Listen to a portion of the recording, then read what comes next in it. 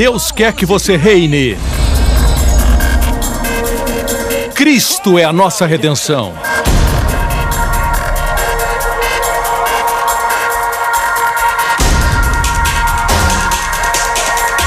Deus é justo e faz o pecador justo.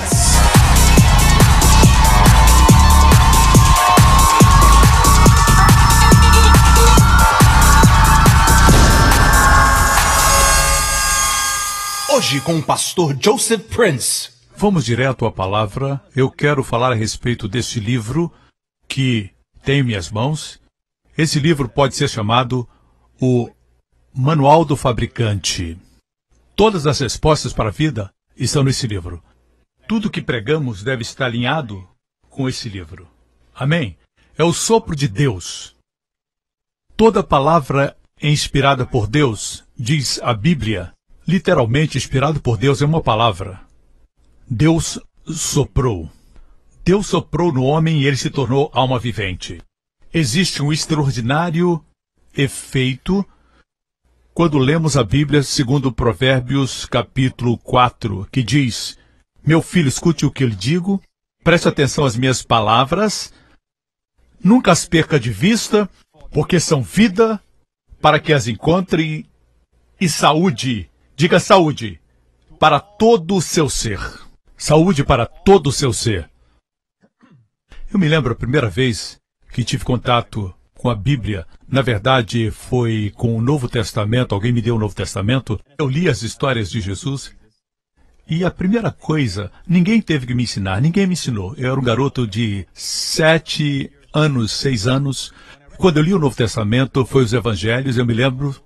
Não tinha ilustrações, eu lia histórias em quadrinhos. Não tinha nada natural para me chamar a atenção, mas quando eu li a respeito de Jesus, eu vi alguém que não era religioso e ainda assim alguém atrativo.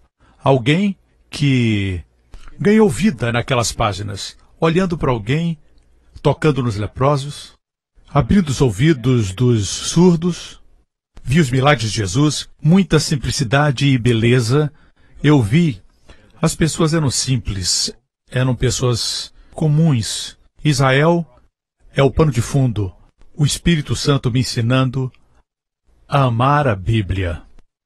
Eu oro a Deus para que você também valorize esta Bíblia. Eu tenho uma Bíblia que vou mostrar daqui a pouco, e algumas coisas que eu vou mostrar é do meu estudo pessoal, somente para motivar você a fazer algo semelhante a isso. A Bíblia que eu uso para pregar é sempre essa aqui, ok? É bom sempre termos algo para ler.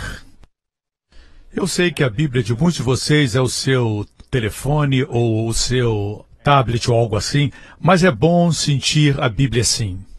Eu tenho meu próprio iPhone, minha Bíblia digital, mas muitas vezes quando eu abro um texto aqui, eu vejo outro versículo que eu também precisava ler. Na Bíblia digital não dá para fazer isso. Eu recomendo uma Bíblia com uma margem branca, uma margem grande, como essa aqui.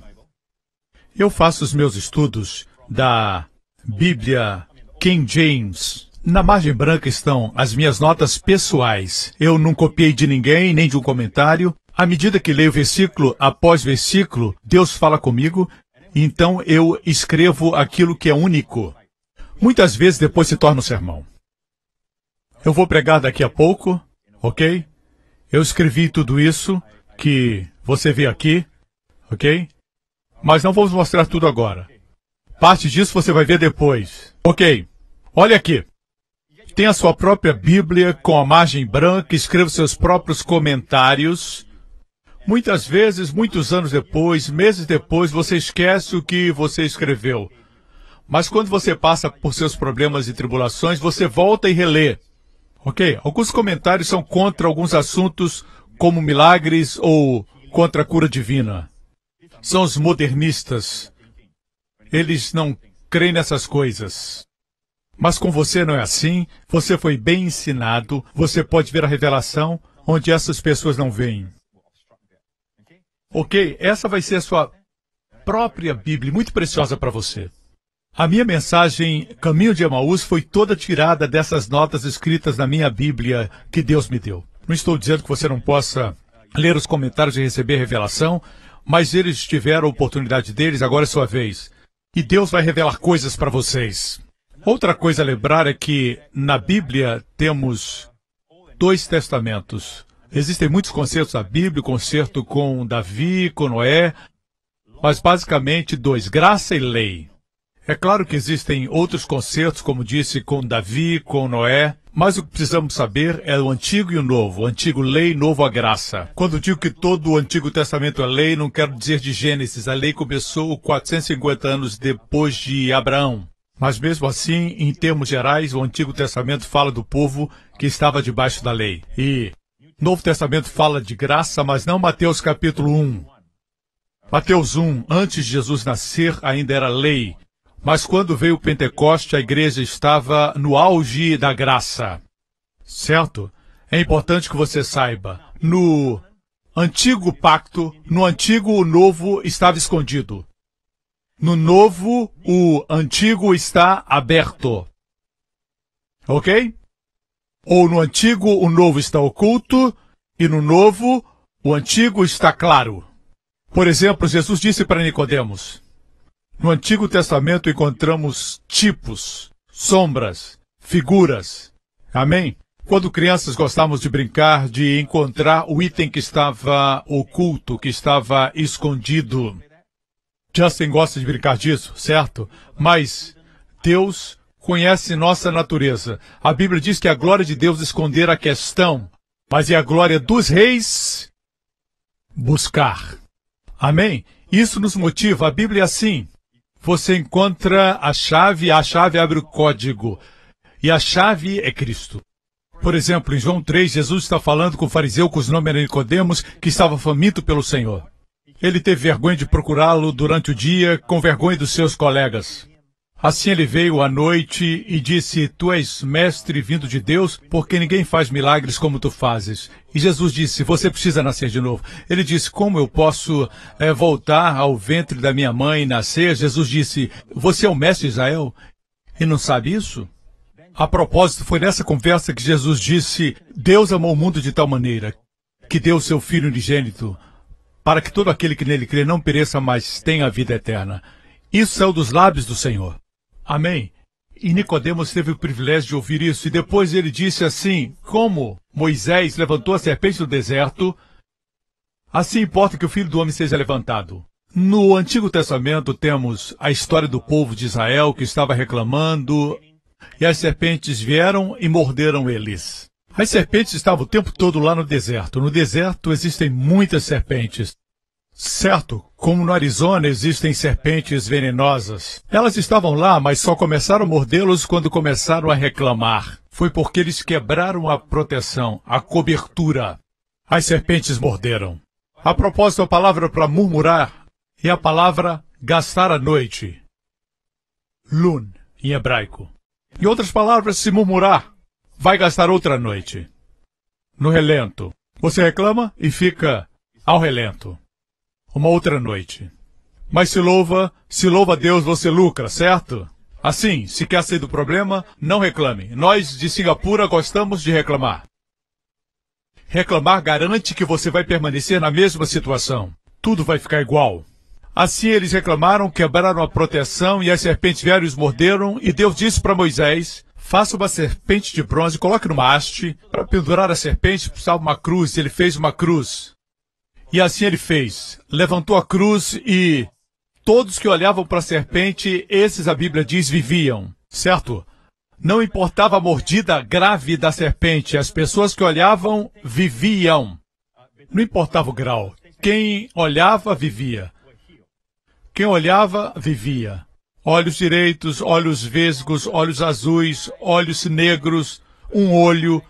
Contanto que olhassem, aqueles que olhavam para os seus machucados, ferimentos, esses que ficavam olhando, esses morriam. Os que olhavam para os sintomas morriam. Quem olhava para longe dos sintomas, olhava para a serpente de bronze, esses viviam. A coisa mais fácil que alguém pode fazer é olhar. Certo, olhe. Você está olhando para mim. Olhar é a coisa mais fácil. Assim Jesus disse, olhe para a serpente de bronze na cruz. Jesus disse para Nicodemos, isso aconteceu no Antigo Testamento, Jesus disse para Nicodemos, assim como Moisés levantou a serpente no deserto, assim importa que o Filho do Homem seja levantado. Jesus e a serpente de bronze. Alguns gostariam de colocar um cordeiro de bronze na cruz, mas não foi um cordeiro, foi uma serpente. Por quê? Porque Jesus tipifica uma serpente, porque Deus quer que saibamos que na cruz Jesus se tornou o que você é, para que você se torne quem Ele é. Em 2 Coríntios 5:21 diz, Deus tornou o pecado por nós aquele que não tinha pecado, para que nele nos tornássemos justiça de Deus. Amém? Nós vemos nossa enfermidade no seu corpo. E é aí que a sua enfermidade perde seu poder. Amém? E você morre. Ele não pode estar em dois lugares ao mesmo tempo. Na justiça de Deus existe a lei da dupla culpabilidade. Ninguém pode ser julgado pelo mesmo crime duas vezes. E toda enfermidade é resultado do pecado. Não do seu pecado pessoal, mas o pecado de Adão.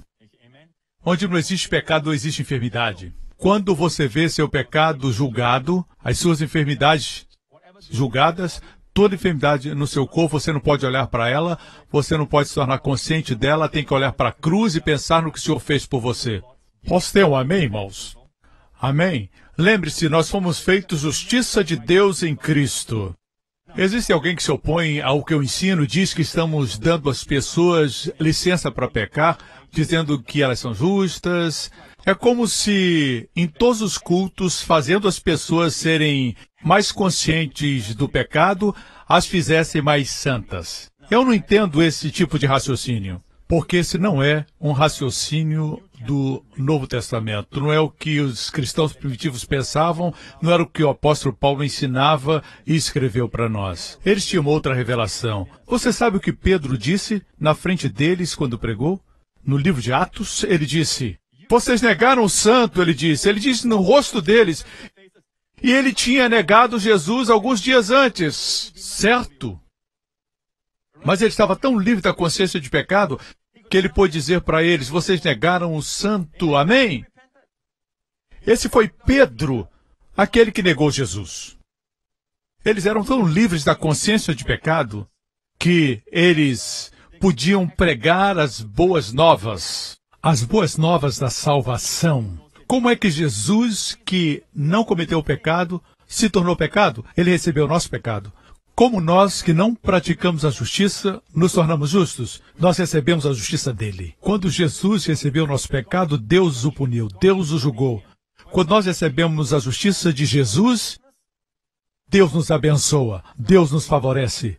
Posso ter um amém? Jesus não merecia se tornar pecado, eu e você não merecemos ser justos, mas ele se tornou pecado e nós nos tornamos justos. Provérbios 17:15 nos diz, o que justifica o ímpio e o que condena o justo, tanto um como o outro são abomináveis ao Senhor. Assim, lembre-se que qualquer que condena o justo é uma abominação. Abominação é uma palavra mais dura do que o pecado. É o pior pecado, a abominação. Agora, e quando você se autocondena? Você foi feito a justiça de Deus em Cristo? Quando você se autocondena, está condenando o justo. É por isso que as coisas não funcionam. Quando você está em autocondenação, parece que as suas orações não são respondidas. Parece que houve um curto. E as suas orações não são respondidas, não quer dizer que você seja uma pessoa má, que tenha motivos escondidos ou esteja vivendo uma vida de pecado. Simplesmente você não está acreditando no que Deus fez por você. Aconteceu uma mudança e você não percebeu. Você está tentando, você está dizendo, eu sou um pecador, quando Deus diz que você é justo. No passado você era um pecador. A primeira parte diz, o que justifica o ímpio. Todos nós éramos pecadores, todos nós. Nós muitas vezes olhamos para os pecados piores, para a prostituta, por aquela mulher da noite, ou por alguém que está vivendo uma vida sem sentido, mas muitos de nós, quando estamos tendo pensamentos pornográficos, pecamos do mesmo jeito, somos iguais aos outros. Para Deus, somos todos pecadores. Alguns sabem esconder, outros não, mas todos nós somos pecadores, todos somos maus. Todos nós tentamos nos justificar, nos auto-justificar. E a gente fala, eu fiz isso, eu fiz aquilo muito bem, eu faço isso bem, mas no fim todos nós estamos tentando justificar o ímpio. A única forma é dizer, eu sou um pecador, e Deus vai dizer, não tem problema, meu filho é um salvador de pecadores. Posso ter um amém? Certo? Se você disser que é justo, ele vai vir e dizer para você, eu não vim para você. Eu vim para os pecadores, certo? Mas, agora que você é salvo, você não é mais um pecador e se você se condenar, você estará cometendo o mesmo pecado de antes. E isso é hipocrisia. O diabo quer que você pense assim, se você disser como a Bíblia diz, que você é a justiça de Deus em Cristo, você estará sendo uma pessoa hipócrita, porque você sabe o que você fez ontem, você sabe dos seus sentimentos, das suas experiências, você não é justo. Hoje você tinha esses pensamentos na sua mente. Você não é justo. É por isso que essa justiça é pela fé, diz a palavra de Deus. Ninguém vê tão bem como Deus. E Deus vê você uma pessoa justa. Se Deus o declara justo, quem é que pode dizer o contrário? Posso ter um amém? Quando persistimos em nos autocondenar, as coisas não funcionam porque isso é uma abominação. Amém? O mesmo acontece com os outros. Você está condenando outros cristãos? Mas, pastor Prince, ele fez isso, ele fez. Eu sei que ele fez. Mas a declaração de justiça não tem nada a ver com as nossas ações. Não depende das suas obras, sejam elas boas ou mais. Depende da obra de Cristo. Posso ter um amém? Quando você condena o seu irmão, a sua irmã, é abominação ao Senhor. Amém? Me acompanha até aqui? Houve uma mudança, irmãos. E esse é o verdadeiro cristianismo. No livro de Hebreus, no capítulo 10, diz assim, porque tendo a lei a sombra dos bens futuros e não a imagem exata das coisas, nunca pelos mesmos sacrifícios que continuamente se oferecem cada ano no Yom Kippur, os judeus celebravam e ainda celebram até hoje.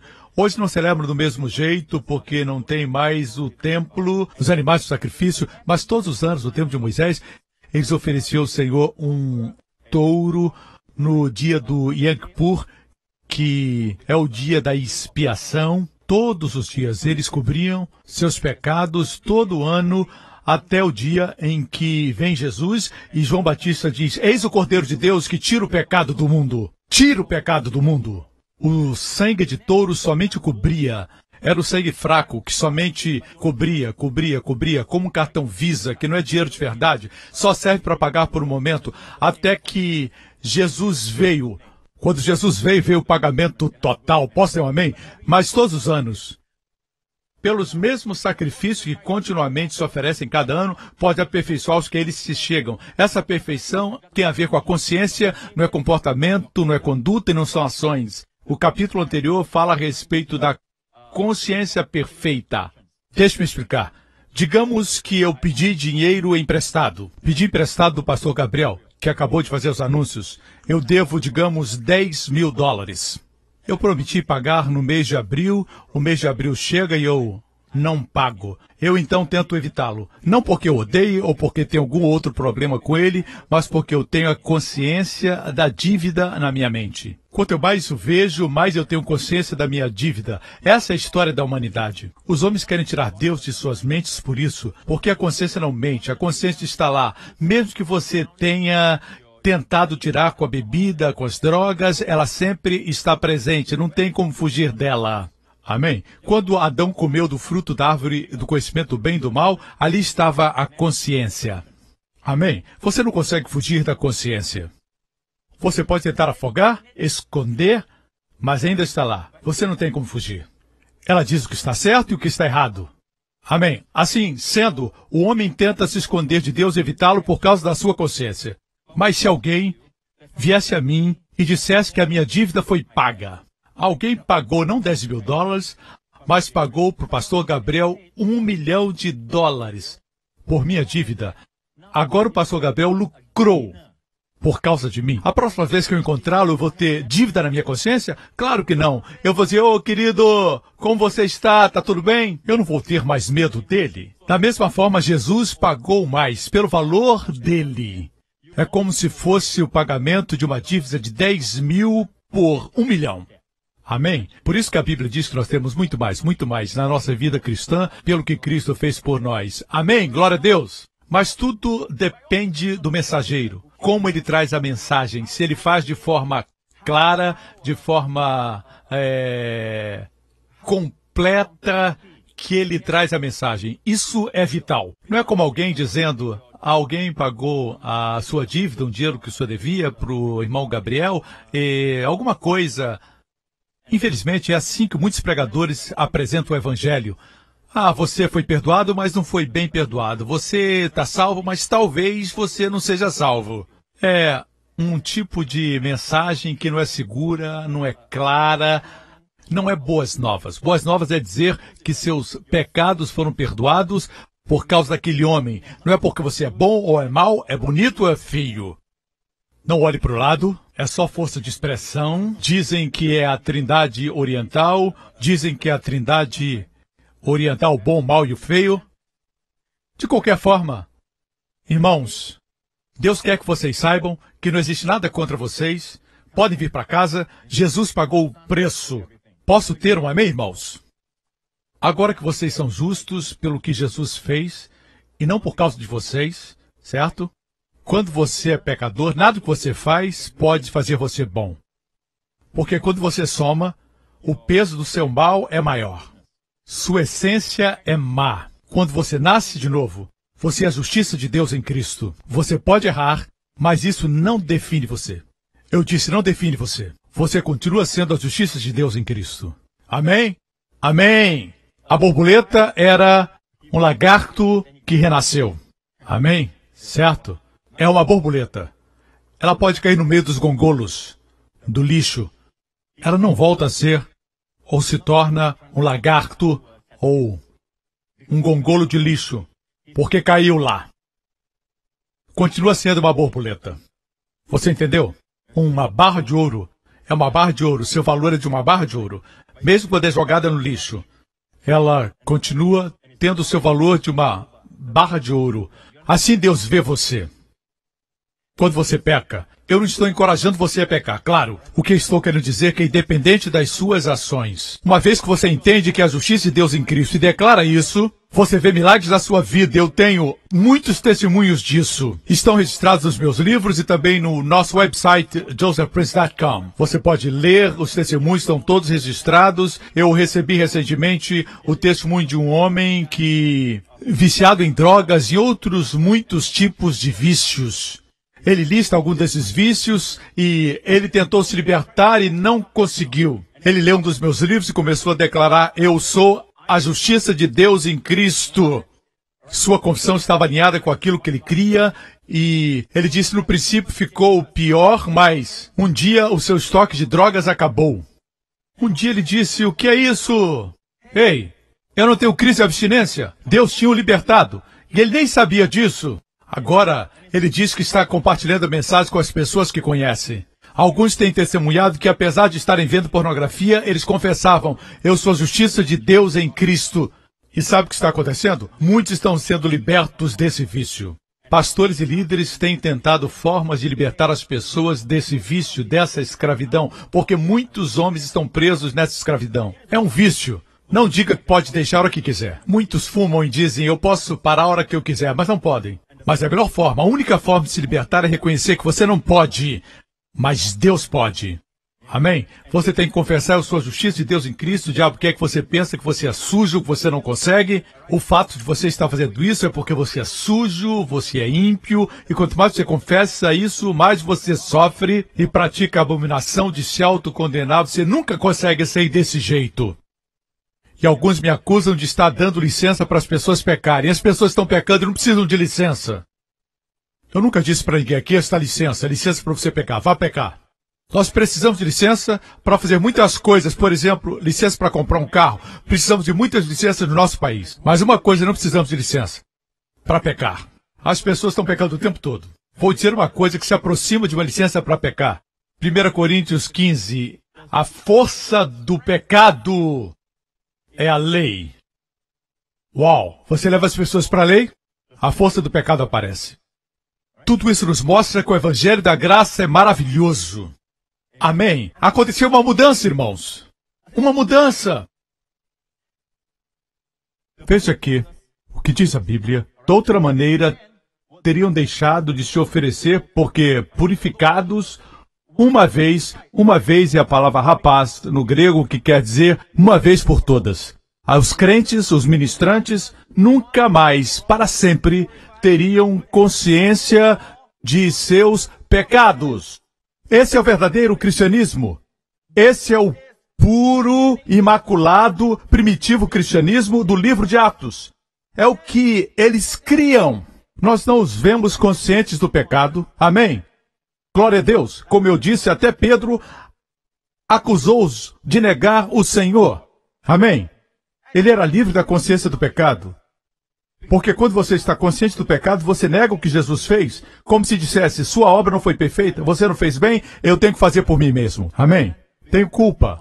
É como se alguém pagou $1 milhão para o pastor Gabriel e eu, de alguma forma, não recebi a notícia, mas está paga. Como a notícia não chegou a mim, quando eu vejo, ainda tenho consciência de dívida.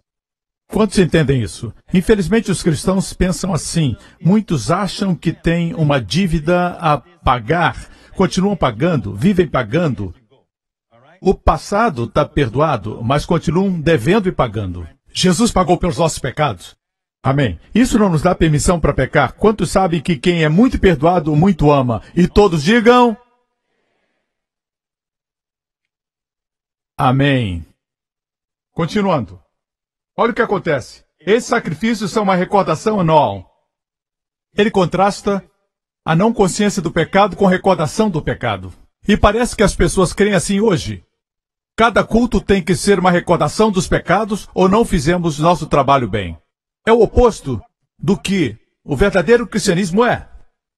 Amém. Uma vez que Jesus morreu, não pode haver recordação dos pecados. Amém? Pois é impossível que o sangue de touros e bodes tire os pecados. Quando você é consciente do pecado e quando se recorda do pecado, você está dizendo que o sangue de Jesus não tira o pecado. Sabemos que o sangue de touros e bodes não tira o pecado. Mas o sangue de Jesus, amigos, não somente tira seu pecado, mas apaga da vista de Deus para sempre. Amém? Veja o que Jesus fez. Mas quando esse sacerdote acabou de oferecer para sempre o único sacrifício, diga, único sacrifício, mais forte, único sacrifício pelos pecados, assentou-se à direita de Deus. Se sentou porque concluiu a obra. No versículo 17, o Espírito Santo diz, dos seus pecados e iniquidades não me lembrarei mais, diz o Senhor. Onde essas coisas foram perdoadas, não há mais necessidade de sacrifício. Quando os seus pecados são perdoados ou remidos, não há mais necessidade de sacrifício. Ouvi pessoas dizendo, Deus, eu tive um passado escuro, Senhor. Eu fiz coisas ruins, eu te desonrei, eu quero entregar ao Senhor minha vida.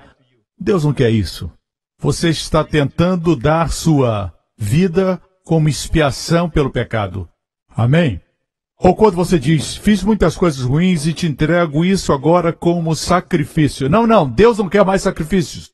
Se quer entregar sua vida a Deus, como alguns de nós fizemos em tempo integral, faça isso porque o ama. Faça porque foi chamado por Ele. Quando der oferta ou dízimo, não faça como oferta pelo pecado que você cometeu ontem. Seu dinheiro não cobre seus pecados. Se você der, dê como semente. E não para pagar uma dívida. Amém? Se der como semente, terá uma colheita. Amém? Dê porque você ama Deus. Porque Ele lhe amou primeiro. Continuando. Não há necessidade de sacrifício pelo pecado. Portanto, irmãos, temos plena confiança para entrar no Santo dos Santos pelo sangue de Jesus, por um novo e vivo caminho. Houve uma mudança, porque no Antigo Testamento existia um caminho que era velho e morto. Morto. Porque quanto mais se aproximavam de Deus com seus pecados, eles podiam até mesmo morrer. O sumo sacerdote entrava com muito temor e tremor, com uma grande quantidade de preparação antes de entrar. Ele tinha que se purificar, ele tinha que se lavar e tinha que ter certeza que não tinha pecado. Era um velho e morto caminho. Mas o que Jesus fez? Ele abriu um novo e vivo caminho. Eu disse um novo e vivo caminho. Quer dizer que você se aproxima e você vive. Quanto mais você se aproxima, mais você vive. Na verdade, quando se afasta de Deus, é aí que a enfermidade chega, é aí que você se sente fraco, você se sente com as pessoas do mundo e não se sente especial. Quando se aproxima de Deus, você experimenta um novo e vivo caminho. A vida é extraordinária. Não somente isso. Vamos ver mais. Temos, pois, um grande sacerdote sobre a casa de Deus. Sendo assim, aproximemo-nos. Diga 3 vezes, aproximemo-nos. Mais alto. Aproximemo-nos de Deus. Como? Com o coração sincero e com plena convicção de fé. Tendo os corações aspergidos para nos purificar de uma consciência culpada. O que é consciência culpada? É estar sempre dizendo pecado, pecado, pecado, isso é pecado, isso é pecado, isso é pecado. O tempo todo você fica dizendo isso. Agora somos aspergidos pelo sangue de Jesus, que é o preço da minha consciência limpa. Tenho um novo e vivo caminho. Não sou perfeito, mas sou lavado pelo sangue de Jesus. Posso ter um amém? E somos lavados com água pura. Aproximemo-nos de Deus, diz a Bíblia. Antes não existia cristianismo com esse nome. Cristãos foram chamados assim em Antioquia. Certo? Cristo significa ungido. Cristão significa ungidos. Vocês são todos ungidos. Diga para o seu irmão, você está perto de ungido. Amém? Mas não somos Cristo. Eu disse não somos Cristo. Alguns tocam pequenos vídeos tentando provar que eu disse que nós somos Cristo. Mas eu nunca disse isso. Eu digo que cristão significa ungidos, mas há um só Cristo, o Cristo, Jesus Cristo. Amém? Amém? Certo? Também os cristãos eram chamados no livro de Atos de O Caminho. O Caminho. Eles perseguiram os que eram do caminho. Eram também conhecidos como a grande confissão. Não confessar pecados, mas confessar Jesus, o Senhor. A grande confissão. Ok? E a Bíblia diz que, quando confessamos Jesus como Senhor, temos que confessá-lo como nossa justiça. Deixe-me explicar isso. Vamos examinar Isaías 45. Vai abençoar e ajudar você. Vamos ao versículo de número 23. Por mim mesmo tenho jurado, já saiu da minha boca a palavra de justiça e não tornará atrás, que diante de mim se dobrará todo o joelho e por mim jurará toda a língua. Deus promete que todo joelho se dobrará e toda a língua confessará. Alguns estão dizendo, eu conheço esse versículo no Novo Testamento. Certo? Outros dizem, eu não sei do que ele está falando. Certo? Versículo 24 diz, de mim se dirá, deveras no Senhor há justiça e força. Isaías, que viveu 600 anos antes de Cristo, anteviu que nós diríamos assim, deveras no Senhor há justiça e força. Continua, até ele virão, mas serão envergonhados todos os que se indignarem contra ele. Mas no Senhor será justificada e se gloriará toda a descendência de Israel. Estão vendo, irmãos? Ser justificado antecede a glória. O que nos espera é a glória. Estamos a caminho da glória. Amém. O brilho, bendito seja o Senhor, da glória de Deus. Amém. Temos que crer que somos justos. O que Cristo fez por nós, nós declaramos. Não fazer isso é abominação. Posso ter um amém? Veja isso. Veja no Novo Testamento, Filipenses 2, para que ao nome de Jesus se dobre todo o joelho. Vamos comparar os dois versículos. Por favor, vamos comparar. Isaías 45 à esquerda, Filipenses 2 à direita. Isaías 45. Diante de mim se dobrará todo o joelho e por mim jurará toda a língua. Filipenses 2 diz, para que ao nome de Jesus se dobre todo o joelho dos que estão nos céus, da terra e debaixo da terra. E o texto continua, e toda a língua confesse que Jesus Cristo é o Senhor para a glória de Deus Pai. Todos ouvimos isso, certo? Jesus é Senhor. O que é isso? Jesus é Senhor. O que significa isso? Isso significa, pastor príncipe, que ele é o mestre. Ele é o Senhor, soberano Senhor. Mas o que quer dizer isso? O que significava para os judeus de então? era o cumprimento de Isaías 45. Dizer que Jesus é Senhor é dizer que Ele é minha justiça. Eu não sou minha própria justiça. Jesus é minha justiça. Se compararmos com o versículo 23, deveras no Senhor há justiça e força. Diante de mim se dobrará todo joelho e por mim jurará toda língua. Eu sou a justiça de Deus em Cristo. Essa é a nossa confissão.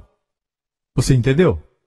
Você percebeu que quando você confessa que Jesus é Senhor, é para a glória de Deus o Pai. E quando confessa, eu sou a justiça de Deus em Cristo, sua glória encontra o Pai. Sabia disso? Você dá glória a Jesus, você dá glória a Deus. Pelo que Cristo fez, você crê nisso, mas o inimigo quer que você diga, você não pode fazer isso. Como é que você pode dizer isso? Outra coisa que eu quero que veja na Bíblia é que no Antigo Testamento você tem o tipo. No Novo você tem o antitipo. Você tem a serpente de bronze, o tipo. Em João 3, Jesus diz que ele é o antítipo, a substância da sombra, o antitipo. Escute, o bom de estudar o Novo Testamento, ok? É isso. Quando você estuda o Antigo Testamento, encontra os detalhes do antítipo. No tipo você encontra mais detalhes do que no antitipo. Por exemplo, Jesus disse, como Moisés levantou a serpente no deserto, na sombra, nos tipos, nós temos os detalhes. Por exemplo, a serpente os mordeu. E quem eram os que tinham que olhar? Eram as pessoas boas, santas? Não, eram os doentes, os feridos, os enfermos. Eles eram aqueles que tinham que olhar e eram curados. E eram salvos. Os detalhes estavam no Antigo Testamento. A substância está no Novo. Aqui temos a substância em Filipenses, toda língua confesse que Jesus é o Senhor. Qual o significado? O detalhe está no Antigo Testamento. No Senhor eu tenho justiça e tenho força. Uz, em hebraico, força. A força vem da justiça. No Senhor eu tenho justiça e força. Aleluia! Por exemplo, em Hebreus 6,18. Para que por meio de duas coisas imutáveis, das quais é impossível que Deus minta. Você vê, é impossível Deus mentir. Tem coisas que Ele não pode fazer. Deus não pode e Deus não vai mentir. Sejamos plenamente encorajados, nós que nos refugiamos nele, para tomar posse da esperança a nossa proposta. Veja, esse é o livro de Hebreus, escrito para os judeus, Hebreus. Eles entendiam as figuras e tipos do Antigo Testamento. Nos refugiamos nele. Nós que cremos, nos refugiamos nele. Eles logo pensavam nas cidades de refúgio. Deus disse a Josué, no Antigo Testamento, para estabelecer 6 cidades de refúgio, espalhadas por toda a extensão, largura e comprimento de toda a terra de Israel. Se alguém cometesse um homicídio, poderia fugir para uma das cidades de refúgio para que não fosse morto. Na cidade ficava seguro. Jesus é a cidade de refúgio para o culpado. As 6 cidades tinham nomes. Os detalhes estão no Antigo Testamento. No meu livro, meu último livro, Oração de Proteção, Salmo 91, eu dedico um capítulo inteiro ao estudo das cidades de refúgio. E os nomes são dados lá. Rapidamente, os nomes significam alguém que se abaixa e carrega todos os nós dos seus ombros fortes e nos levanta, seguros, distantes de tudo o que nos fere, persegue e destrói. Nos levanta. Posso ter um amém?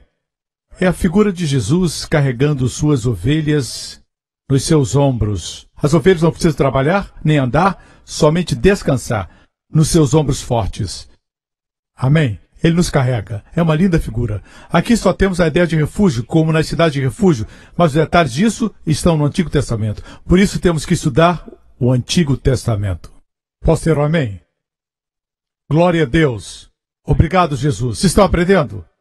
Mas talvez você diga, não é suficiente dizer que Jesus é Senhor e confessar que somos a justiça de Deus em Cristo. Se não basta para você, eu vou dar um outro versículo. Romanos 10, 9 e 10. Se você confessar com a sua boca que Jesus é o Senhor, o que é confessar com a boca o Senhor Jesus?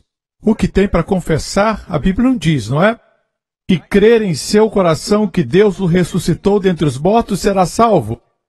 Pois com o coração, aqui vem a revelação, com o coração se crê para a justiça. Você viu? Confessar Jesus como a nossa justiça. Essa é a confissão que nos salva. Com a boca se faz confissão para a salvação. Sotéria no grego. Salvação não é só ser salvo do inferno, é ser salvo de tudo o que Deus nos libertou. Até mesmo a pobreza, até mesmo maldição, vícios, escravidão. Salvação é plenitude, saúde, preservação, prosperidade.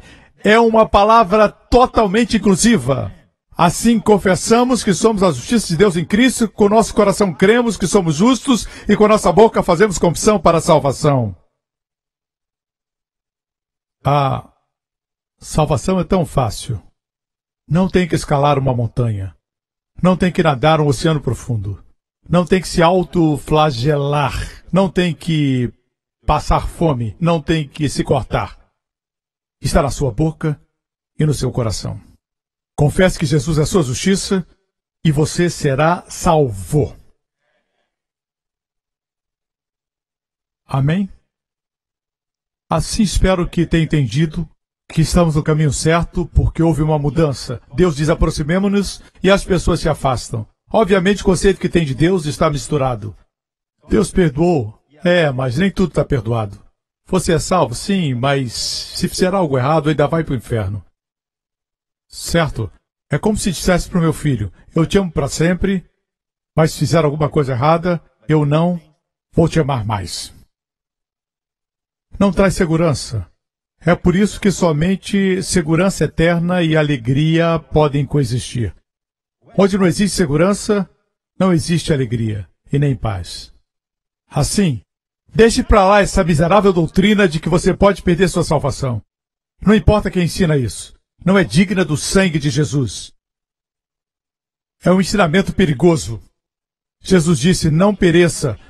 Dizer que o sangue de Jesus salva hoje e você se perde amanhã é diminuir e denegrir o sangue de Jesus e trazer ao nível do sangue de touros e bodes. Isso é abominação. Ok. Glória a Deus, pastor Prince, glória a Deus. Ok. Porque a Bíblia diz, quem nele crer não será envergonhado. Se você perguntar a alguém que coloca esse versículo fora do contexto, você crê nele, você nunca vai ser envergonhado. Você crê? É claro. Você crê em quê? No Cristo histórico. Creio que ele esteve na Terra. Isso é crer? Eu creio que Jesus viveu na Terra. Isso é crer. Creio que Jesus foi um bom homem. Isso é crer. A propósito, aqueles que dizem que Jesus é um bom homem, mas não é Deus, isso é uma contradição. Jesus afirmou ser divindade. Ele disse ser o único caminho. Ele disse muitas coisas.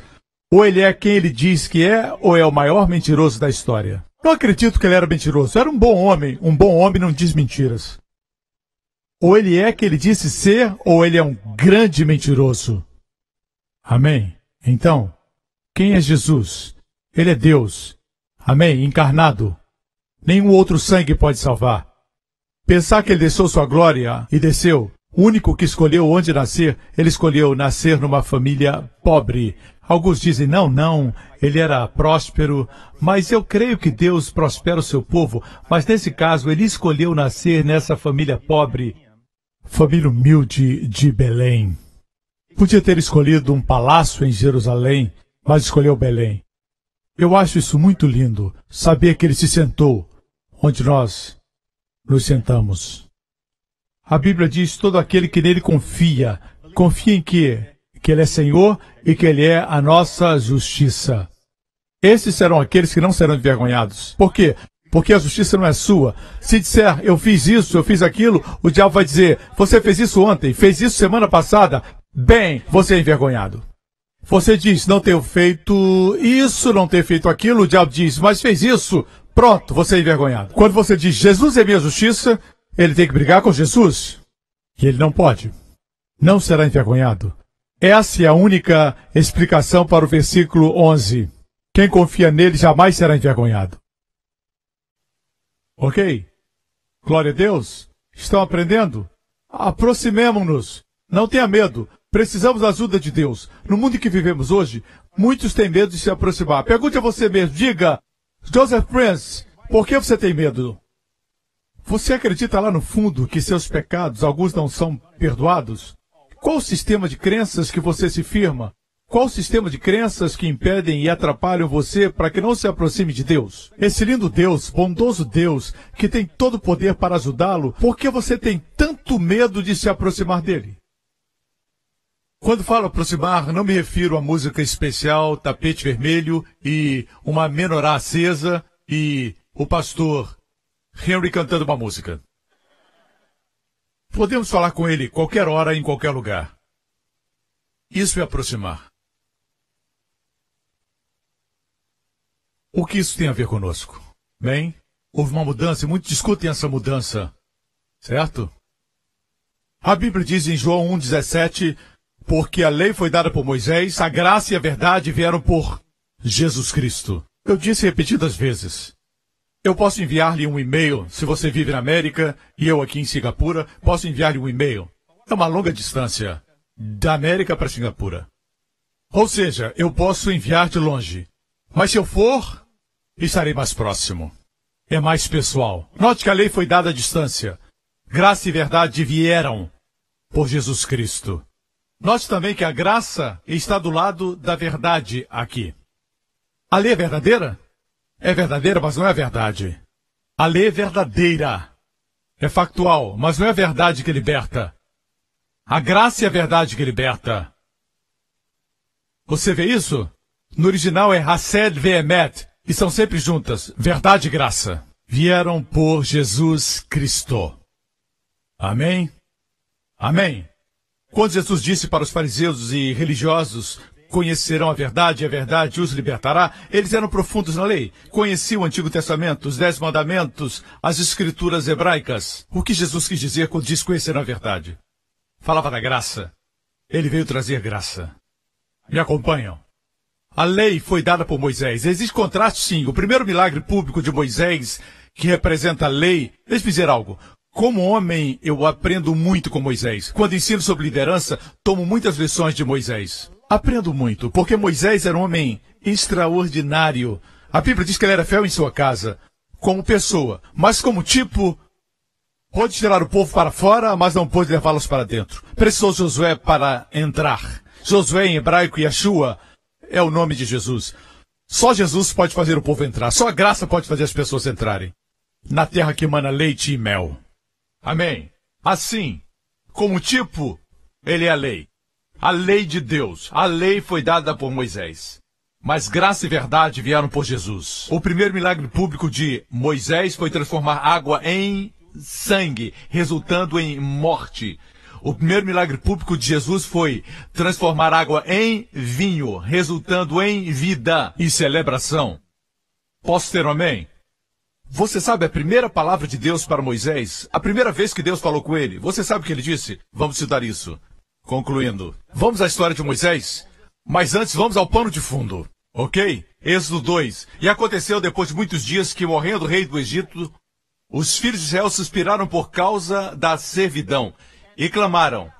E o seu clamor subiu a Deus por causa da sua escravidão. Oraram, mas não oraram Pai Nosso que está no céu. Eles clamaram, movidos pela dor. Eram torturados, amém? E como escravos do Egito, eles clamavam, oh! Não era Pai Nosso, era oh! E o clamor deles chegou aos céus. Assim, desse texto tirei uma mensagem que tem como título, o clamor alcança o trono. Um simples clamor alcança seu trono. Amém? E ouviu Deus o gemido deles, não a oração deles, o gemido deles, e lembrou-se Deus da sua aliança com Abraão, com Isaque e com Jacó. Aqui não fala da aliança da lei, do Sinai, fala da aliança que Deus fez com Abraão, Isaque e Jacó. 400 anos antes, cerca de 400 anos antes da lei ser dada no Monte Sinai. É a aliança da graça. Não depende das pessoas, mas depende de Deus. Não é a bondade do povo, é a bondade de Deus. Não é a fidelidade deles, sim a de Deus. E a forma de ativar a aliança é simples. É só gemer e Deus lembra o concerto. Se fosse por merecimento, eles jamais teriam. Simplesmente gemeram. Agora mesmo existem pessoas que estão sendo curadas. Pessoas estão sendo curadas Não precisa esperar para ficar de pé. Às vezes a gente espera um processo, ficar de pé. Alguns de vocês entraram sentindo dor. Pode procurar agora que ela subiu. Alguns acordaram com uma forte dor de cabeça. Ela se foi. Alguns tinham febre e não tem mais. Veja, não precisa levantar. Cheque o seu corpo e veja se você foi curado. Se não sente mais nada, balance as mãos assim em todo esse auditório. Faça assim e dê glória a Deus. Balance os braços. Continue. Olha isso. Veja. Continue balançando as mãos, glorificando a Deus. Aqueles que estão nas galerias também. Não tem mais sintomas. Não sente mais dor. Dê glória a Deus. Levante as mãos. Continue balançando seus braços. Vocês estão lá em cima na galeria, eu posso ver. Glória a Deus. Você viu? Nós não paramos por orar, mas Deus ouviu o seu gemido. Por isso digo, sempre que vem e a palavra de Deus é pregada, o Espírito confirma aí no banco. Deus confirma aí na sua casa. Quando está exercitando e ouvindo a pregação, é curado. Pare de esperar pela cura. Espere que se manifeste a qualquer momento. Amém? Amém, irmãos? Às vezes peço que fique de pé e receba a palavra da revelação pelo Espírito, mas às vezes temos que entrar no fluir da palavra. Certo? Veja mais uma vez as pessoas que foram curadas. Todos aqueles que foram curados, que não sentem mais os sintomas nem a dor que tinham antes de chegar aqui, façam assim com o braço. Mais uma vez, bem forte. Câmeras, vejam essas pessoas, olhem para o redor e vejam as pessoas que foram curadas. Dê a Jesus a glória e o louvor. Amém? Glória a Deus. Aleluia. Amém. Eu demonstrei que Moisés representa a lei. Ok? Concluindo. Representa a lei. Mas existe algo que eu vou mostrar. Mostre a minha Bíblia. Essa é a revelação que vou compartilhar agora com você. Tudo que estou pregando eu recebi do Senhor e vou compartilhar com você. Mas antes disso, vamos ao texto. E ouviu Deus o seu gemido e lembrou-se Deus da sua aliança com Abraão, com Isaque. Eu sinto que alguém está sendo curado agora. Existe alguém que, enquanto eu falei, você disse, eu gostaria de ser curado do meu câncer, está dissolvendo e morrendo.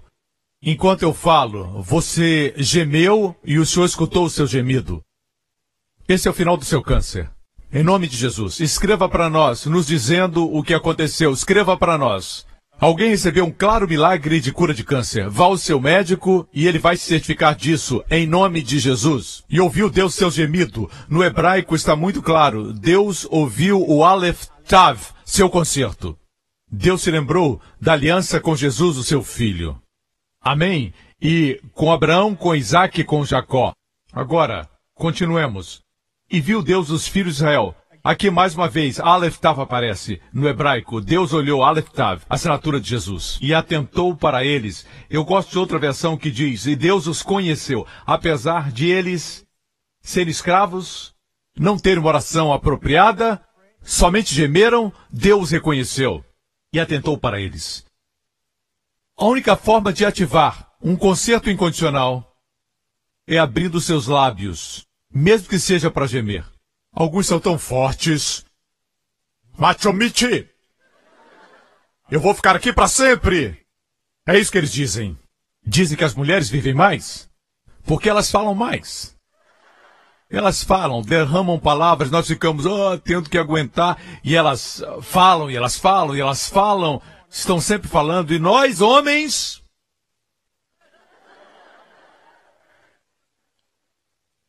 Homens, temos que falar, compartilhar, nos abrir. Mas eu sou baixo, mas abre o coração para Jesus. Veja, Davi, nos Salmos fala com Deus sobre tudo. Ele diz, Deus, eu odeio essas pessoas, falando dos seus inimigos. Quero que quebre o dente deles. Mas tu és minha salvação. Senhor, eu preciso, eu estou com medo. Senhor, tu estás, Senhor. Eu nado nas minhas lágrimas. É claro que isso é força de expressão. Ele está chorando e depois ele para e sela, que quer dizer, ele parou e Deus começou a falar. Tu és minha glória, o que levanta a minha cabeça. Quando lemos o livro de Salmos, vemos que ele falou com Deus sobre tudo. Seus pecados, inimigos, mas uma área ele não falou com Deus. Não encontramos na Bíblia. E foi nessa área que ele caiu. Na área que não falou com Deus, ele caiu. Sobre sua vida sexual. Interessante. Assim, rapazes, vocês têm com quem falar. Deus. Algumas vezes temos que sair e dizer, Deus, eu Estou preocupado com isso, estou preocupado com aquilo. E conte para Deus suas questões. Uma a uma. E não precisa, muitas vezes, pedir: Deus, me ajuda, Senhor, intervenha. Simplesmente fale, derrame seu coração. E declare: eu sei, que tudo vai estar bem. Eu fiz isso e posso comprovar. Tudo que você precisa fazer é abrir seu coração para Deus. Salvação se recebe abrindo a boca. Eles receberam a ajuda de Deus e a salvação foi conquistada com gemidos. Ok? Assim, o que Deus fez e como foram ajudados. Isso está em Êxodo 3. Ora, Moisés estava apacentando o rebanho de Jetro, seu sogro, sacerdote de Midian, e levou o rebanho para trás do deserto e chegou a Horebe, o monte de Deus. Assim que Deus ouviu o clamor deles, Deus atentou e pensou em Moisés. Em outras palavras, quando Deus quer libertar você, quando Deus quer ajudar você, Ele manda uma pessoa. Sabia? No passado, Deus viu seu coração solitário e mandou uma esposa. Hoje, alguns estão dizendo: manda outra. Desculpa. Não é bom que o homem esteja só, mas alguns homens acham bom tirar um tempo sozinhos. Sós. Perguntaram a um homem, há algum tempo, ele era idoso, quase 100 anos, com sua esposa, eram casados, estavam juntos há muito tempo, e perguntaram qual o segredo do sucesso no casamento. O homem disse: bem, nós decidimos que, sempre que tivermos um conflito, um de nós vai dar uma volta, lá fora, e se acalma. Então o segredo do nosso sucesso no casamento é que eu vivo do lado de fora.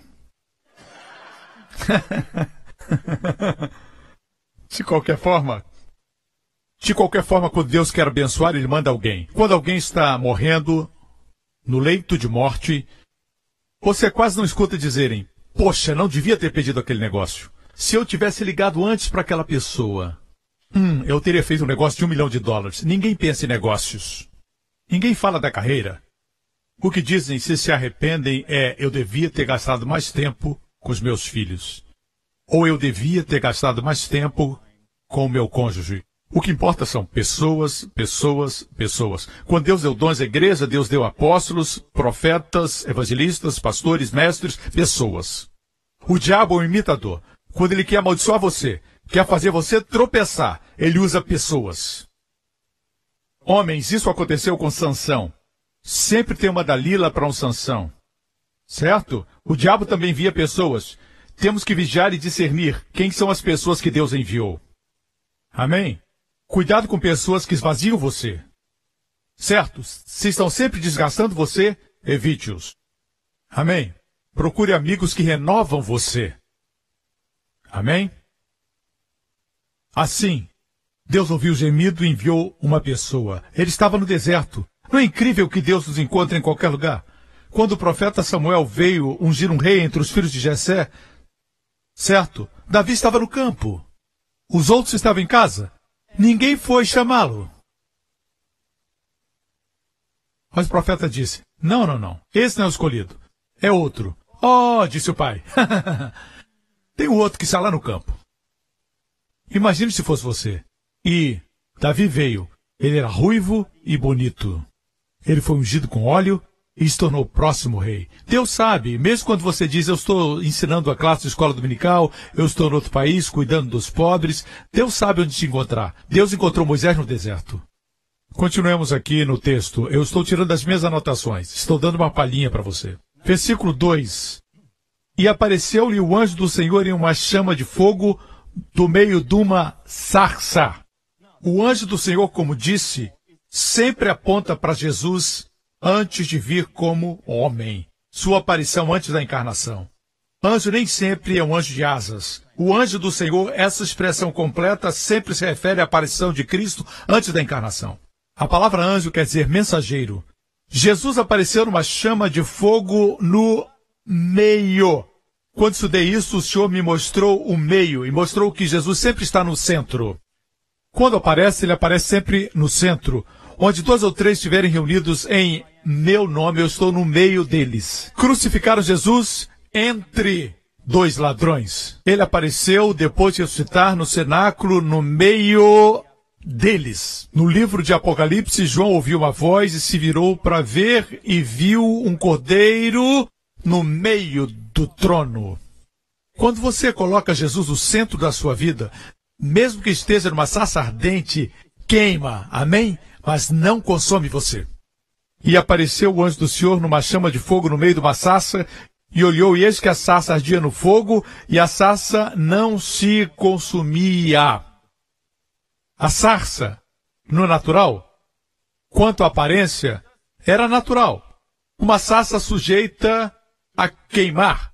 A propósito, era uma sarça de espinhos. A palavra sarça no hebraico é senet, sarça de espinhos. O Senhor Jesus aparece primeiro a Moisés numa chama de fogo, numa sarça ardente. Todos nós, se queremos ser livres do fogo da tribulação, situações difíceis, veja Jesus aparecendo na sarça ardente. E o fogo do juízo de Deus, pelos meus e seus pecados, caiu sobre ele na cruz, ele recebeu uma coroa de espinhos. Na sua cabeça, veja-o no meio, e você não será consumido. Amém? Ele estava no meio. E eis que a sarça ardia no fogo, a sarça não se consumia, e Moisés disse, agora me virarei para lá e verei essa grande visão. Como é o anjo do Senhor? Não. Como o anjo do Senhor está? No meio? Não. Por que a sarça não se queima? Exatamente como nós. Estamos interessados não em ver o Senhor no centro, mas nos efeitos da presença do Senhor. Queremos ver os efeitos. Por exemplo, você ouve uma boa pregação e subitamente descobre que não somente tem paz, mas sente a paz. Quantos já sentiram a paz? É tão bom sentir a paz, não é mesmo? Seja como for, sempre temos a paz, certo? Com Deus. É tão bom sentir a paz de Deus. Somente a paz. Nós sentimos. Subitamente descobrimos, essa paz é incrível. Meu problema nem foi resolvido ainda. Tenho problemas financeiros, problemas com a família, mas sinto paz. Uau, nem me preocupo com os meus problemas. Que maravilha! E você começa a olhar para a paz. E tira os seus olhos de Jesus. Olha para o resultado, a paz. Isso é perigoso. É melhor não olhar para os bons resultados e olhar para Ele. Amém? Deus notou, veja aqui, e vendo que se virava para ver, bradou o Senhor e disse, ei, o Senhor aparece para você e você fica procurando para ver por que a sarça não se queima. Era uma figura de Israel na fornalha da aflição no Egito, e eles não foram queimados porque Deus estava no meio deles. Ainda hoje Israel, como nação minoritária, não é exterminado porque Deus está no meio deles. Ele se distraiu e Deus notou, vejamos o versículo 4, e vendo o Senhor que se virava para ver, bradou Deus. Deus disse, é melhor que eu prenda agora. E Deus bradou do meio da sarça. Vemos aqui claramente que quando Deus chama do meio, o Senhor e o anjo são a mesma pessoa. É Jesus. E o Senhor bradou do meio da sarça e disse, Moisés, Moisés. E ele disse, eis-me aqui. Quando o Senhor vê que estamos distraídos, ele nos chama. Quando meu filho Justin está correndo à minha frente e existe um perigo e ele não vê, a única forma de eu chamar a atenção é eu gritar para ele, Justin, Justin! E logo ele para. Certo? Deus às vezes nos chama pelo nome. Samuel, Samuel. Marta, Marta. Ela estava se distraindo. Ele chama, como o pastor chama a ovelha. Bo, Bo, Bo. Bo olhou para cá. Se seu nome é Bo, receba. O Senhor ama você. Ele conhece suas ovelhas pelo nome. Existe alguém ali chamado Bo. Deus ama você, Bo. Certo?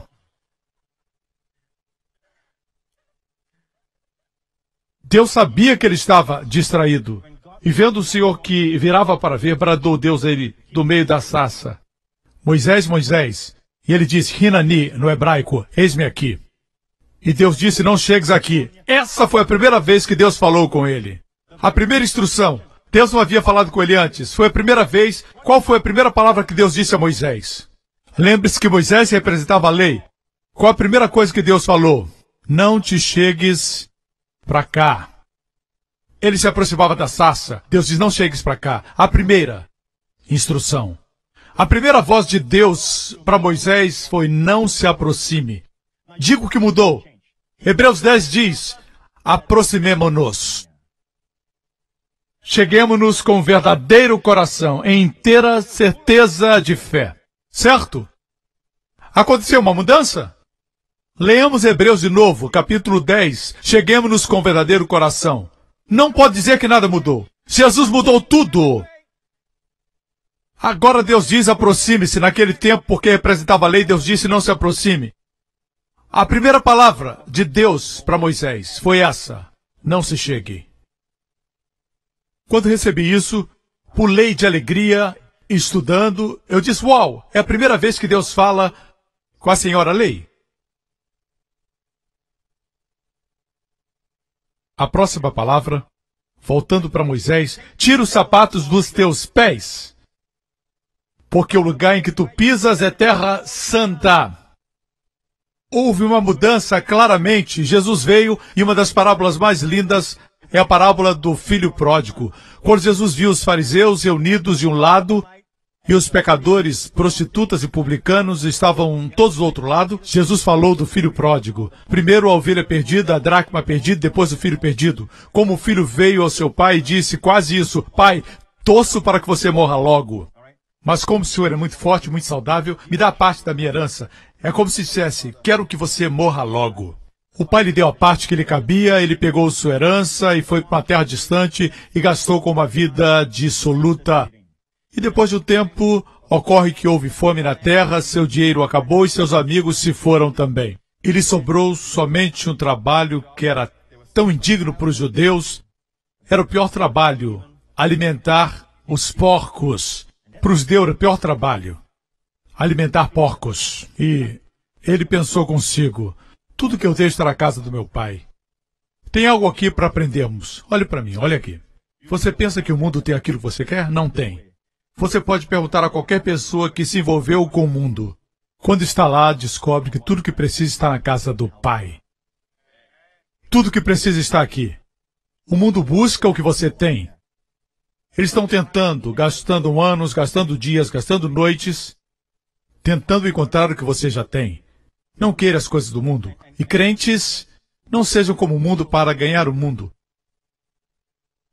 Dalila representava o mundo, ela era um tipo do mundo. E o segredo de Deus não pode ser compartilhado com o mundo. Amém? Ele contou o seu segredo. Ele tentou acomodar Dalila na sua vida. Ele acabou amarrado, foi preso, ficou cego e trabalho forçado. Essa é a história de Sansão. Muito triste. Sempre você abraça o mundo vai ferir você e vai jogar você fora como lenço usado. Quando falo do mundo, não me refiro a, por exemplo, moda. Na igreja se diz: o mundo é moda, as mulheres usam maquiagem, não deviam usar porque é mundano. Tudo é mundano. A não ser que você usasse uma placa dizendo: isso não é mundano. Não é sua roupa. Sua roupa não determina se você é santo. Agora, mundano, o que é mundano? O que é do mundo? O mundo é, na definição bíblica, porque tudo que há no mundo, a concupiscência da carne, a concupiscência dos olhos e a soberba da vida. Essas coisas não provêm do Pai, mas são do mundo. Tá vendo? Quando você se veste, o seu vestir, certo, é para a concupiscência dos olhos. Quando você se veste para despertar os olhos ou para despertar a carne, certo? Então, você faz mal a si mesmo. A Bíblia diz assim, que seu atrativo não diz que você não pode vestir-se na moda, mas que o seu principal atrativo deve ser um espírito manso. E que a vista de Deus tem grande valor. Assim, serão chamadas filhas de Sara.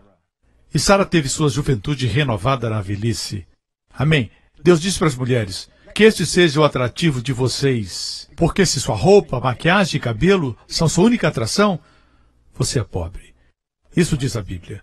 Ok? Assim, vista-se bem, mas não deixe que ofusque sua verdadeira atração. Vocês conhecem pessoas assim? Tem muitos aqui na igreja. Tem um brilho nos olhos, uma beleza que vai além dos cosméticos. Amém?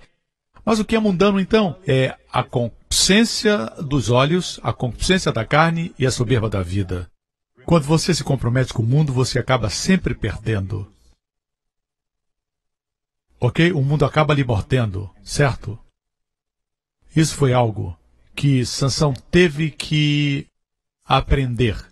Quando foi preso, ficou cego e se tornou escravo. De qualquer forma, amigos, olhem para mim, eu vou concluir. A Bíblia diz que Deus falou com Moisés, não te achegues, e diz para nós, aproximem-se. Tire as sandálias dos seus pés. Na história do pródigo, finalmente ele voltou. Ele descobriu que o mundo não pôde satisfazer. A concupiscência da carne não pôde satisfazer. A concupiscência dos olhos não pôde satisfazer. O orgulho da vida também não. Não deu aquela distinção, aquela dignidade que só pode vir de Deus. Descobriu que tudo estava na casa do pai. Ele voltou e o pai o viu de longe. O que quero dizer é isso. O pai não disse não se aproxime. O pai correu ao encontro dele. Algo mudou? Você não acha? O pai não disse se aproxime. Ele correu ao encontro dele. Para o filho. Escutem. Amém? E quanto à segunda instrução, a segunda coisa que Deus falou com Moisés foi: tira as sandálias dos seus pés. O lugar onde você pisa é terra santa. E o que disse o pai para o filho pródigo? Essa história se refere ao nosso Deus e nosso Pai. Mas o pai disse aos seus servos: trazei depressa a melhor roupa, vestilho, e põe-lhe o anel na mão e alparcas nos pés. Isso quer dizer, houve uma mudança. Ponham sapatos nos pés do meu filho. Ele tem o direito de pisar na terra da família. Lá era a terra santa, aqui é a terra da família. É mais do que santidade. É terra da família. Houve uma mudança. Você notou? Traz a melhor roupa. A propósito, a melhor é a do primogênito. O primeiro, o primogênito. Ele não era o primogênito, ele era, na verdade, o mais jovem. O pai disse: traz a melhor roupa, reservada para a bênção do primogênito. Coloque no meu filho as vestes da justiça. Põe um anel na sua mão. Naquela época, o anel era o seu cartão Visa. Não tinha dinheiro, queria comprar algo no mercado agropecuário. Na época, tinha uma mesa de barro. Quero comprar essa vaca, não tenho dinheiro comigo em espécie. Você usava o seu anel, carimbava, era reconhecido, estava pago. A vaca era sua. Autoridade restaurada. Mas não somente isso. Você notou a propósito que trouxeram roupa, anel para os seus dedos, sandálias para os seus pés, mas não foi ele que colocou nele mesmo. Outros colocaram para ele uma vida de descanso. Enquanto que na lei, em Moisés, você tem que fazer tudo por você mesmo, até mesmo tirar as suas sandálias. Os anjos não foram tirar. Ele que teve que tirar. Mas quando o pródigo voltou, tendo pecado, ele não era perfeito, tinha pecado. Mas quando voltou, o pai disse: põe um anel, põe a roupa, ele não tem que fazer. Os outros tiveram que fazer por ele. Calçaram ele. A única pessoa que calcei foi o meu filho. Certo? Isso demonstra amor. E também as novelas coreanas. O herói se abaixa, coloca o sapato. Você gosta desse sapato, não gosta? Querida. E a música toca no fundo. Certo? Demonstra amor. Certo? Eles calçaram ele. Não foi ele que se calçou. É isso que eu anotei na minha Bíblia. Certo? Recebemos o avivamento, estudando a Bíblia assim, quando Deus revela. Amém?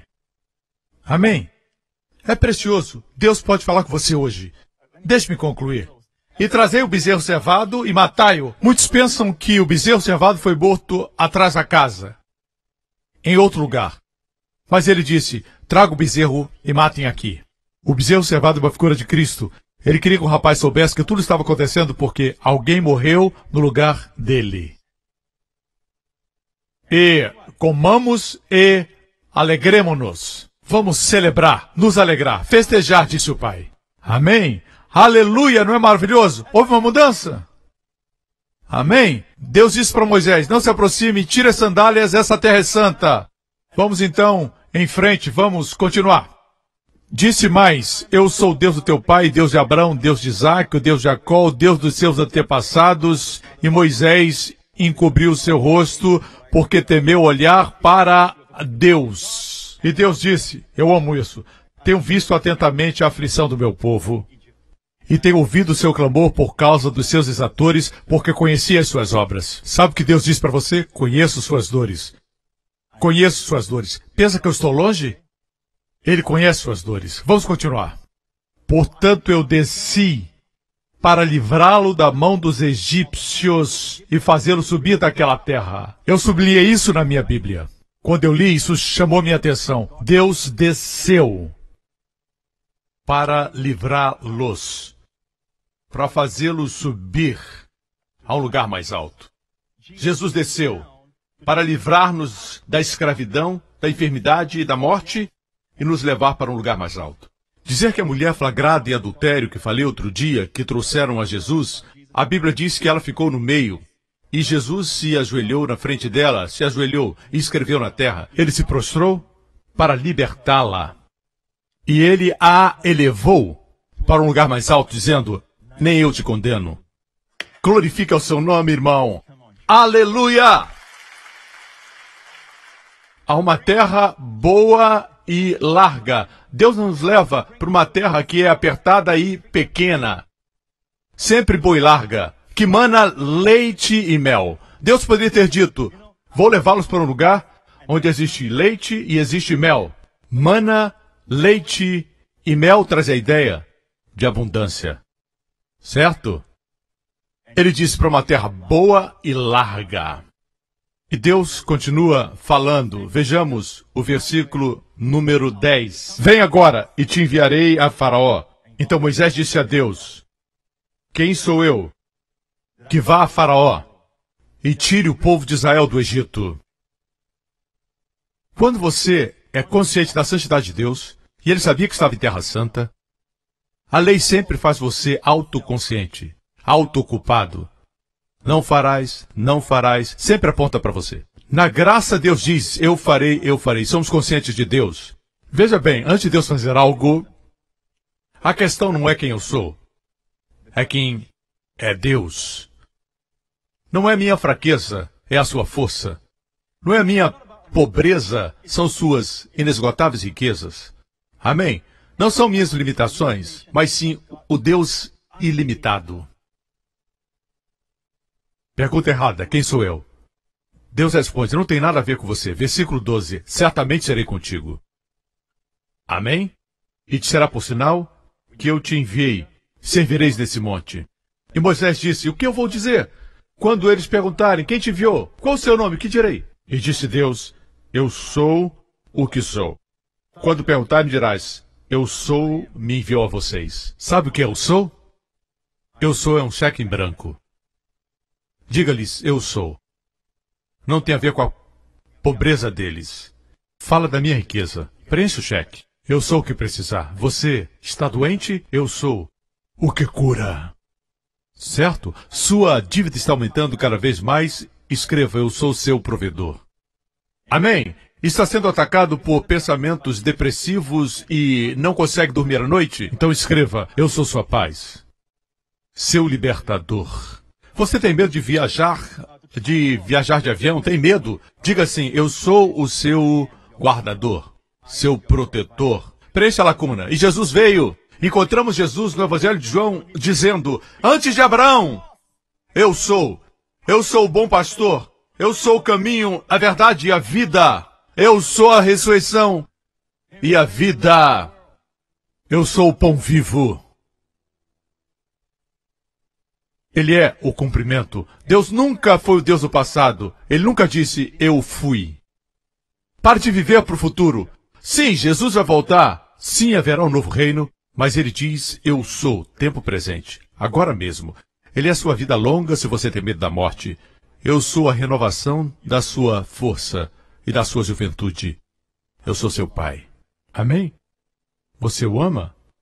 Cabeças baixas e olhos fechados nesse auditório. Obrigado, Senhor. Este é o meu nome, ele disse. Eu sou quem eu sou. Fale com o Senhor agora por um momento. Amém? Estamos em um santo, lindo e familiar momento com o nosso Pai Celestial. Conte para Ele suas preocupações. O que se passa no seu coração? O que pesa você? Finanças? Sua filha? Um filho? O futuro? Uma dor? O que é?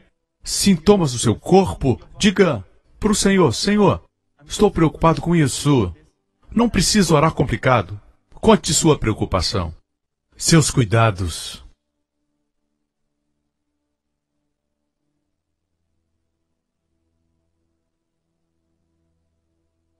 Eu o vejo entregando para você como um cheque em branco. Preencha. Eu sou. Escreva. Seu supridor. Seu provedor. Sua vida, saúde e longos dias. Você pode dizer: mas Pastor Prince, você não sabe, a minha situação é ruim. Não tem como mudar. A dívida que tenho é impagável. Os problemas são muito sérios. Eu errei. Está feito. Deus pode resolver isso? Então escute esse nome. Eu sou seu Redentor. Redentor. Sabe o que é Redentor? Comprador. Compra o tempo perdido. Compra o tempo que passou. Tempos improdutivos na sua vida. Ele pode comprar de volta. Ele comprou com o sangue que ele derramou. Ele comprou você. Ele é seu Redentor. Aquele que comprou você da sua situação. Ele pagou. Preencha a lacuna. Escreva: eu sou seu Redentor. Olhe para ele como seu Redentor. Diga: Senhor, me redime. Redime os anos que foram perdidos. Redime daquela decisão errada que resultou nisso. Você pode pensar que seus filhos são muito grandes para você ensiná-los os princípios da palavra de Deus, mas Deus pode redimir os anos perdidos. Amém? Amém? Receba a paz. Agora, para aqueles que nunca fizeram desse maravilhoso Senhor seu Salvador pessoal, quero dar a oportunidade. Creia no Senhor Jesus e será salvo, e sua casa. Se esse é você, faça essa oração comigo. Diga: Pai Celestial, eu te agradeço pelo seu amor por mim. Agradeço porque mesmo antes de eu te conhecer, o Senhor orquestrava as coisas, trazendo-me para esse lugar, onde meus olhos se abriram. Obrigado, Pai, pela dádiva do seu Filho, meu Salvador e Senhor Jesus Cristo, que morreu na cruz por meus pecados e ressuscitou para minha justificação. Acredito agora que todos os meus pecados foram perdoados completamente na minha vida. Não existem pecados que eu não tenha sido perdoado, Senhor. Ó Pai, muito obrigado por me amar. O Senhor é meu Pai. Meus olhos não estão em mim, estão em Ti. Jesus Cristo é meu Senhor. Obrigado por me amar e me favorecer todos os dias da minha vida. Em nome de Jesus. E todos digam amém. Fique de pé. Glória a Deus. Aleluia. Amém, amém, amém. Feliz por ter vindo? Glória a Deus, aleluia. Gostaria de abençoá-lo. Obrigado, Senhor. O Deus eu sou está diante de você como seu guardador, como seu protetor durante esta próxima semana. Que o Senhor abençoe e guarde você. Que o Senhor abençoe os seus e abençoe a sua família. Completamente, totalmente livres do poder do maligno durante essa semana. Que o Senhor guarde você e os seus de todo o perigo, do Zika, do dengue e de toda sorte de doenças e enfermidades. Que o Senhor livre você do terrorismo e de gente má e de todo o poder das trevas, pelo sangue do seu filho. Que Deus lhe favoreça. Onde você vá, que chegue o favor, porque o favor de Deus está com você. Certamente estarei com você, disse o Senhor. Foi assim com José e ele prosperou em tudo.